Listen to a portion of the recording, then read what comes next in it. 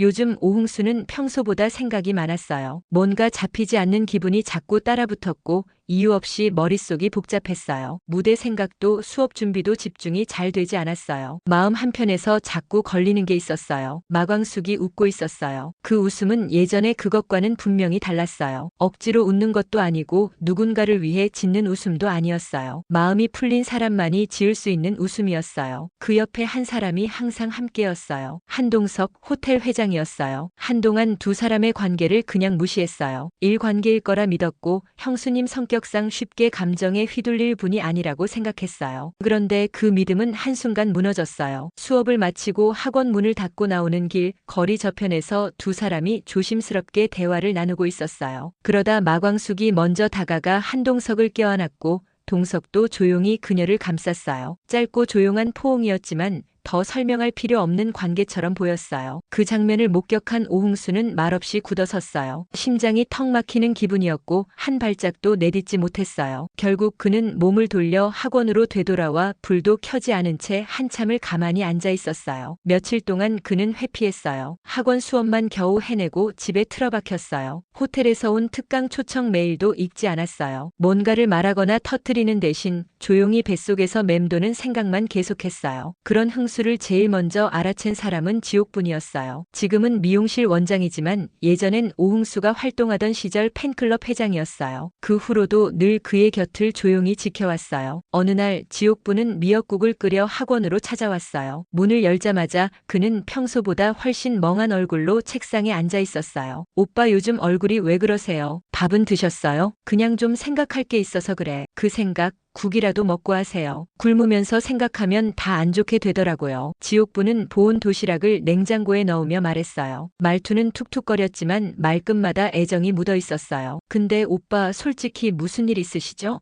저한테 숨겨봐야 소용없어요. 보았어, 형수님이랑 한동석 회장님 포옹하는 거. 아.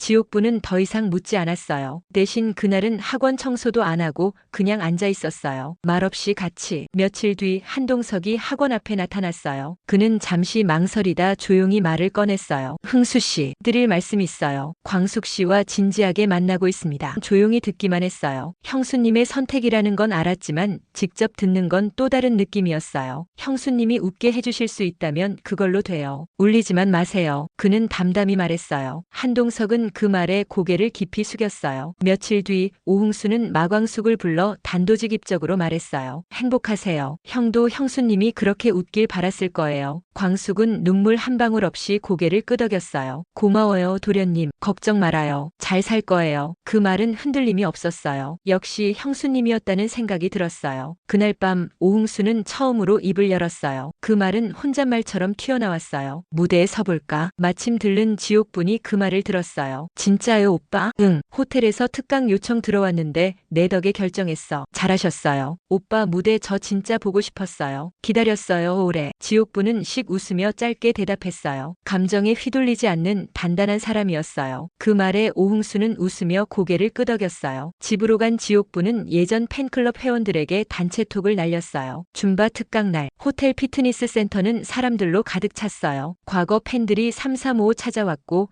SNS를 통해 퍼진 소식에 호기심 어린 사람들도 자리했어요. 오흥수는 무대 위에 섰고 음악이 시작되자 그의 몸은 자연스럽게 움직였어요. 정확한 리듬과 박자에 사람들의 환호가 쏟아졌어요. 무대 한켠 지옥분은 말없이 팔짱을 끼고 서 있었어요. 표정은 단단했고 눈빛엔 뿌듯함이 담겨 있었어요. 그는 그녀의 시선을 느꼈고 연습 중 보던 미소 그대로 고개를 살짝 끄덕였어요. 멈추지 마요, 오빠. 거기가 오빠 자리예요. 지옥분은 속으로 그렇게 말했어요. 말은 없었지만 두 사람의 눈빛엔 오래된 신뢰가 오갔어요. 무대가 끝나고 관객의 박수가 쏟아졌어요. 오흥수는 땀을 닦고 무대 아래로 내려왔어요. 지옥분이 먼저 다가왔어요. 오늘 최고였어요. 다시는 무대에서 내려오지 마요. 그래, 이젠 안 내려올 거야. 내 덕분이야. 그 말을 끝으로 둘은 아무 말 없이 서로를 바라봤어요. 말 말보다 단단한 감정이 그 사이에 흘렀어요. 그리고 멀리 객석 뒤쪽에서 그 무대를 말없이 바라보는 두 사람이 있었어요. 마광숙과 한동석. 두 사람은 환하게 웃지도 감격에 겨운 표정도 짓지 않았어요. 다만 조용히 무대를 바라보며 고개를 끄덕였어요. 도련님 잘했네. 참 잘했어요. 마광숙은 그렇게 말했고 한동석은 조용히 대답했어요. 그래요. 저게 흥수 도련님이에요. 그날 무대는 그 누구의 것도 아닌 모두의 것이었어요. 다시 시작된 오흥수의 무대는 예전보다 훨씬 따뜻하게 빛나고 있었어요. 한동석은 마광숙과 연애를 시작하며 말했던 시동생들에게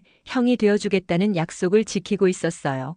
이제 남은 사람은 막내 오강수. 출생의 비밀을 안고 있는 오강수에게 어떤 식으로 형 노릇을 하게 될지 한동석의 다음 행보가 기대가 됩니다. 한편 독고탁은 오랜만에 독수리 술도가 근처로 차를 몰았어요. 겉으로는 아무 일 없는 듯 사업상 방문인 척했지만 속으론 뭔가 불안한 기운이 감돌고 있었어요. 며칠 전 신라주조 직원이 LX 호텔 지하 주차장에서 본 장면을 그에게 전했기 때문이었어요. 회장님, 혹시 그 여사님 마광숙 씨 아닙니까? LX 호텔 회장이랑 같이 손잡고 걷고 있던데요. 그 말이 귓가에 맴돌았어요. 마광숙, 그녀는 지금 독수리 술도가 대표로서 LX 호텔과 거래를 이어가고 있었고 독고탁에게는 엄연한 경쟁자였어요. 그는 신라주조를 성공시키기 위해 독수리 술도가의 정보를 주시하고 있었고 최근 한동석과 마광숙의 관계는 그냥 비즈니스가 아니라는 소문이 돌기 시작했어요. 술도가에 도착한 독고탁은 일부러 예전 일을 빙자해 안채로 들어섰어요. 마주한 마광숙은 표정 하나 흐트러지지 않고 응대했어요. 여긴 어쩐 일이세요? 마 대표 예전 생각나서 들렀지. 요즘 장사 잘 되나 보더군. 광숙은 단호하게 응수했어요. 우린 지금 신라주조랑 거래 없어요. 명분 없이 찾아오신 거면 사양하죠. 명분이라 마 대표 LX 호텔 회장이랑 요즘 가까우시다던데 혹시 거래만 하시는 건지 다른 것도 있으신 건지 궁금해서 말이야. 그 말에 광숙의 얼굴이 굳었어요. 하지만 바로 반격했죠. 사장님도 아시겠지만 제가 어떤 사람이랑 교류를 하든 그건 제 사생활이에요. 그리고 경쟁업체 회장님이 여기에 뭐하러 오셨는지 그게 더 의아하네요. 독고탁은 씁쓸하게 웃었어요. 업계 흐름은 서로 알아둬야 하니까. 근데 딸 문제는 어쩔 거야? 세리 말이야. 그 말에 광숙은 순간 당황했어요. 독고탁이 세리 얘길 꺼내리라고는 생각 못했거든요. 그 세리 씨는 지금 잘 지내고 있어요. 그게 문제지. 한동석 회장 아들이랑 약혼 얘기 있던 거 알지? 근데 갑자기 오범수 교수 쪽으로 마음이 기울었다더군. 넌 그걸 가만히 보고 있어? 광숙은 조용히 말했다. 세리 씨 인생이에요. 누구와 연을 맺든 선택은 세리 씨가 할 겁니다. 선택? 마광숙 대표, 지금 이 상황이 단순한 연애라 생각해요? LX 호텔이랑 얽힌 이 관계들 당신도 그 중심에 있는 거 아니오? 잠시의 침묵 끝에 광숙이 되물었어요. 사장님, 지금 저한테 따지러 오신 건가요? 아니면 제 개인사를 캐내러 오신 건가요? 독고탁은 그 말에 얼굴이 굳었지만 아무 말도 하지 못했어요. 결국 말없이 돌아서며 말했어요. 업계는 좁아. 조심하는 게 좋아. 그날 밤 독고탁은 신라주조 사무실로 돌아와 창밖을 내다보며 중얼거렸어요. 마광숙 아니, 독수리 술도가가 저렇게 돌아간다면 우리가 설 자리는 어디지? 독고탁이 이번엔 무슨 음모를 꾸밀지 수상한 표정을 지었어요. KBS 주말 드라마 독수리 오형제를 부탁해는 매주 토요일 일요일 저녁 8시에 방송됩니다. 구독과 좋아요는 영상을 만드는데 큰 힘이 됩니다. 오늘도 드라마 시청해주셔서 감사합니다.